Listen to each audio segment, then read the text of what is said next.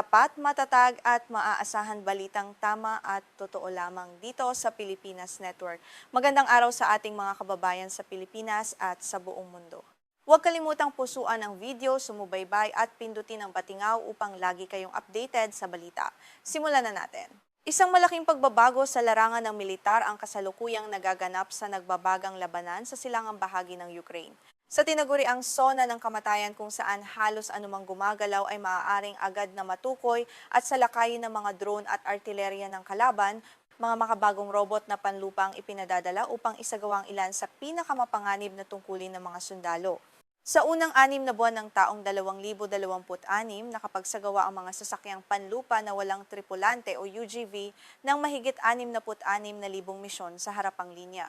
Ipinapakita ng bilang na ito na ang mga makinang ito ay hindi na lamang mga eksperimentong teknolohiya, unti-unti na silang nagiging mahalagang bahagi ng depensa ng Ukraine at ng pang-araw-araw na operasyon ng hukbo. Bago nagsimula ang malawakang digmaan noong 2022, halos walang lokal na kumpanya sa Ukraine ang gumagawa ng mga robot na panlupa para sa militar. Subalit sa loob lamang ng 4 na taon, umabot sa humigit kumulang 280 ang bilang ng mga kumpanyang kasangkot sa pagbuo ng mga sistemang ito. Ipinapakita nito ang napakabilis na paglago ng industriya ng teknolohiyang pandepensa ng bansa. Ayon sa mga eksperto sa militar, mahalaga ang bilis ng pag-unlad na ito dahil hindi lamang bagong armas ang nililikha ng Ukraine. Binabago rin ito ang paraan ng pakikipaglaban. Sa halip na agad ipadala ang mga sundalo sa mga lugar na mahigpit na binabantayan ng mga drone at artilerya, maaaring maunang pumasok ang mga robot upang magsiyasat, maghatid ng kagamitan o salakayin ang mga posisyon ng kalaban. Habang ang maraming bansa ay dumaraan sa mahahabang proseso ng pagsubok, pag-apruba at pagbili, mabilis na inaangkop ng Ukraine ang mga robot ayon sa aktual na pangangailangan sa larangan. Ang mga puna mula sa mga sundalo ay direktang ipinapasa sa mga tagagawa upang agad na mabago ang disenyo, tibay, signal at kakayahan ng bawat makina. Pagsapit ng kalagitnaan ng taong 2026, mahigit 22,000 robot na panlupa ang nakakontrata ng ihatid sa hukbo.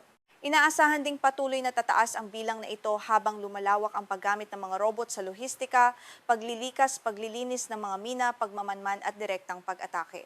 Isa sa mga nangungunang kumpanya, ang TenCore, ay nakapaghatid ng mahigit 2,000 robot noong 2025.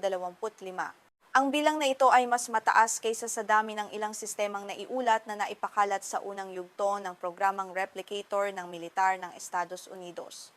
Ayon sa direktor ng TenCore na si Maxim Vasilchenko, maaring umabot sa 40,000 unit ang kabuuang pangangailangan sa taong ito. Sa kasalukuyan, malaking bahagi ng mga UGV ang ginagamit sa mga gawaing lohistikal. Nagdadala sila ng bala, pagkain, inuming tubig, mga mina at kagamitan sa pagtatayo ng depensa patungo sa mga posisyong mahirap marating.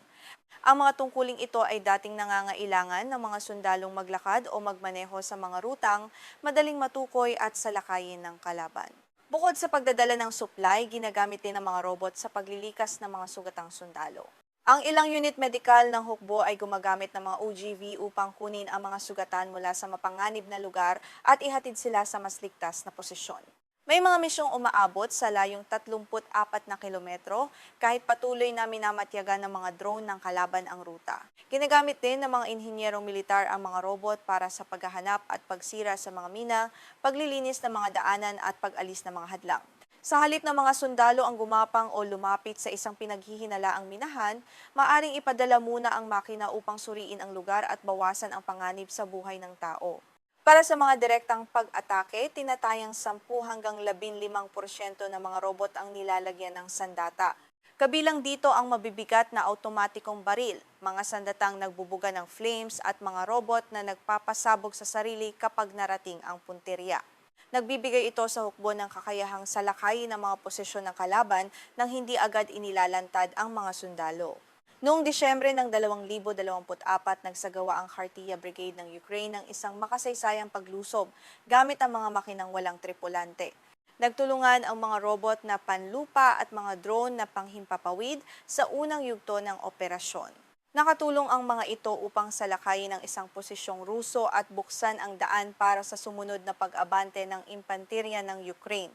Nasundan nito noong Abril ng 2026 nang sabihin ni Pangulong Volodymyr Zelensky na matagumpay na nakuha ng pinagsamang puwersa ng UGV at UAV ang isang posisyong Ruso. Ayon sa kanyang pahayag na isagawa ang operasyon ng walang ipinadalang impanterya at walang kaswalti sa panig ng Ukraine. Gayunman, hindi isinapubliko ang eksaktong lokasyon at laki ng posisyong nasakop.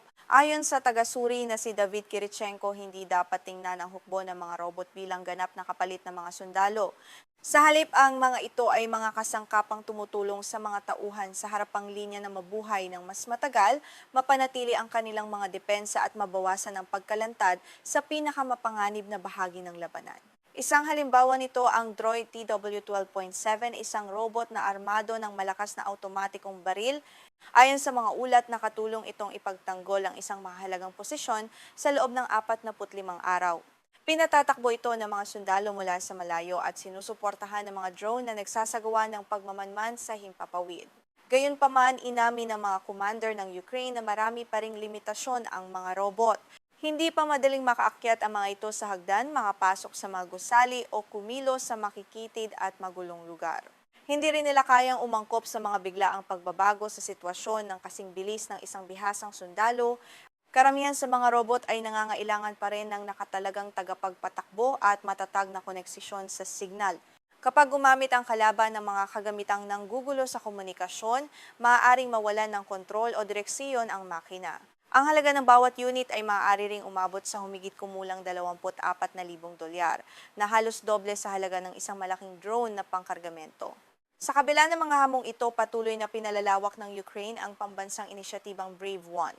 Isa itong plataporma na nag-uugnay sa mga imbentor, kumpanya at militar upang mabilis na makabuo, makasubok at makapagpadala ng mga bagong teknolohiyang pandepensa sa larangan. Pinaiikli nito ang tradisyonal na proseso ng pagbili at nagbibigay daan sa agarang pagbabago ng mga kagamitan batay sa karanasan ng mga sundalo. Masusing pinag-aaralan ng mga hukbo sa kanluran ang modelong ginagamit ng Ukraine. Gayunman, marami sa kanila ang wala pang kapantay na karanasan sa aktual na labanan, dami ng paggamit at pagsasama ng mga robot sa doktrina ng militar. Dahil dito, ang Ukraine ay nagsisilbing aktual na larangan ng pagsubok para sa hinaharap ng robotikong pakikidigma. Sa huli, ang tanong ay hindi na lamang kung babaguhin ng mga robot ang mukha ng digmaan, kundi kung aling bansa ang pinakamabilis na makaaangkop sa bagong paraan ng pakikipaglaban. Ipinapakita ng karanasan ng Ukraine na ang mabilis na inobasyon, malawakang produksyon at tamang paggamit ng teknolohiya ay maaaring maging susi hindi lamang sa tagumpay, kundi sa pagliligtas ng buhay ng mga sundalo.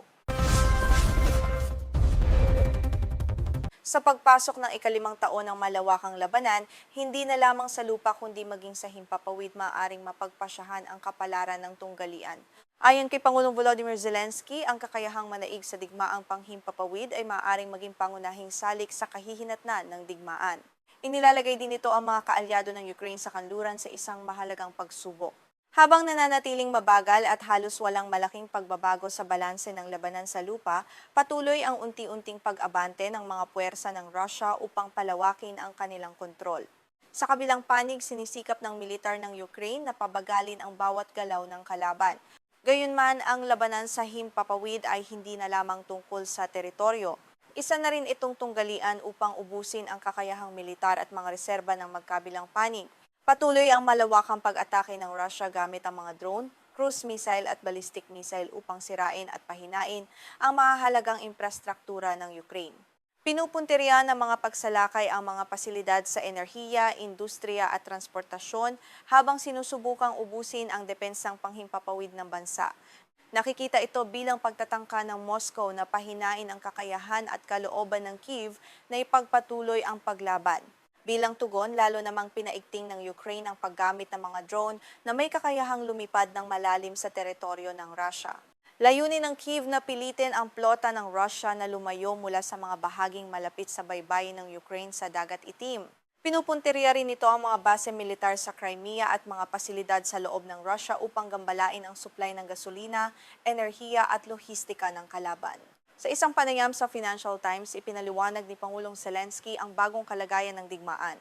Ayon sa kaniya, kapag napipigilan ang pag-abante ng kaaway sa lupa at nalilimitahan ang kakayahan nito sa dagat, ang susunod na mahalagang larangan ay ang himpapawid. Ipinahihiwatig nito na hindi na lamang lawak ng teritoryong kontrolado ang maaaring magpasya sa magiging resulta ng tunggalian. Gayunman, pinakamalaking hamon para sa Ukraine ang pagkakaroon ng sapat na kagamitan upang harangin ang mga pag-atake ng Russia. Matindi ang kakulangan nito sa mga makabagong sistemang pananggulang panghimpapawid. Bagaman matatag ang determinasyon ng hukbo, hindi sapat ang kasalukuyang supply nito ng mga misil na panangga upang protektahan ang buong bansa laban sa sunod-sunod na pag-atake mula sa himpapawid. Lalo pang pinalubha ang suliranin ng mga kamakailang pangyayari sa gitnang silangan. Matapos gumamit ang Estados Unidos ng maraming misil na panangga, kabilang ang mga bala para sa sistemang Patriot upang harapin ang mga pag-atake mula sa Iran, nabawasan ang sarili nitong reserba. Dahil dito, naging mas limitado ang dami ng mga misil na maaaring mabilis na ilaan upang suportahan ng Ukraine. Nagbigay si Zelensky ng isang halimbawa mula sa matinding pag-atake ng Russia noong ika-6 ng Hulyo. Bagaman napabagsak ng Ukraine ang maraming drone at cruise missile, sinabi niyang wala itong sapat na mga misil na PAC-3 upang masagupa ang mga ballistic missile sa naturang pagsalakay. Ipinapakita nito ang malaking kakulangan sa mga sistemang Patriot na itinuturing na pinakamabisang panangga ng Ukraine laban sa ganitong uri ng sandata. Habang nahihirapan ang Ukraine sa depensa, patuloy namang pinalalawak ng Russia ang produksyon ng mga sandata. Ayon sa pagtataya ng serbisyong paniktik militar ng Ukraine, nakakagawa ang Russia ng humigit kumulang 55 hanggang 60 Iskander-M bawat buwan. Ang mga misilang ito ay madalas gamitin sa mga pagsalakay sa Ukraine at nagpapakita ng malaking agwat sa kakayahan sa produksyon ng magkabilang panig. Dahil dito, pinalitan na ng mga misil na Patriot ang mga bala ng artilerya bilang isa sa pinakamahalagang pangangailangan ng Ukraine. Ito rin ang isa sa mga dahilan ng pagbabago sa pamahalaan na inanunsyo ni Zelensky noong Hulyo. Binigyang diin niyang kabilang sa pinakamahalagang tungkulin ng bagong gabinete ang mabilis na pagkuha ng mga sistemang pananggulang panghimpapawid at paghahanda para sa posibleng lokal na produksyon ng mga misil na Patriot. Nilinaw ng mga eksperto na hindi lamang kakulangan sa pondo ang suliranin. Nangako ang mga kaalyado ng NATO ng 70 bilyong euro para sa kagamitang militar, tulong at pagsasanay para sa Ukraine sa taong 2026. Gayunman, kahit may sapat na salapi, nananatiling limitado ang kapasidad ng mga pabrika na gumawa ng kinakailangan dami ng mga misil sa maikling panahon. Sa pagtitipon ng NATO sa Ankara, Turkey, pinuri ni Pangulong Donald Trump ng Estados Unidos ang kakayahan ng Ukraine na lumikha ng mga bagong paraan ng pakikipaglaban.